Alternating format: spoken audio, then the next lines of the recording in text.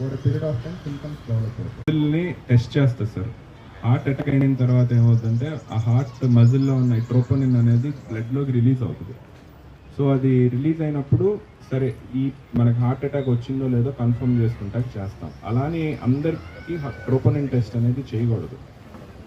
ఎవరికైతే heart attack symptoms suspect చేశామో వాళ్ళల్లో మాత్రమే చేయాలి. ఇప్పుడు ఈ మధ్య చాలామంది ప్యాకేజెస్లో లేదా మాస్టల్ చెకప్స్లో కూడా చాలా చోట్ల ట్రోపోనిన్ ఉంటుంది. That is not right. అది అన్నెసరీగా చేయించకూడదు. ఇప్పుడు మనం ఏదో ఒక ప్రాబ్లంతో డాక్టర్ దగ్గరికి వెళ్తే సపోజ్ వాళ్ళు ఈసీజీ సజెస్ట్ చేస్తాం అనుకోండి, కొన్ని కేసెస్లో చూసామో వాళ్ళు ఏం చెప్తారంటే ఆల్రెడీ మీకు హార్ట్ అటాక్ ఒకసారి వచ్చిపోయింది అని చెప్తారు, కానీ వాళ్ళకి ఏం సిమ్టమ్ ఉండదు, మీకు మళ్ళీ వచ్చే ఛాన్సెస్ ఉంటాయంటారు. సో ఇటువంటి మీద కొంచెం హైలైట్ చేయండి సార్. సో డాక్టర్ అలా చెప్పడానికి ఆయన ఎక్కువ చూస్తుంటారండి. ఫస్ట్ హార్ట్ పంపింగ్ కనుక తక్కువ ఉంటుంటే ఒక పేషెంట్ వచ్చారు, ఫస్ట్ టైం వస్తున్నారు హాస్పిటల్కి, సింటమ్స్ చెప్తారనమాట, ఆయాసం లేదంటే ఇంకా ఎక్స్వైజెడ్ సింటమ్స్. అవి చెప్పినప్పుడు ఈసీజీ ఎక్కువ స్టాండర్డ్గా రాస్తారు. రాసినప్పుడు ఈసీజీలో కొన్ని మార్పులు ఉంటాయి, ఎకోలో కొన్ని మార్పులు ఉంటాయి.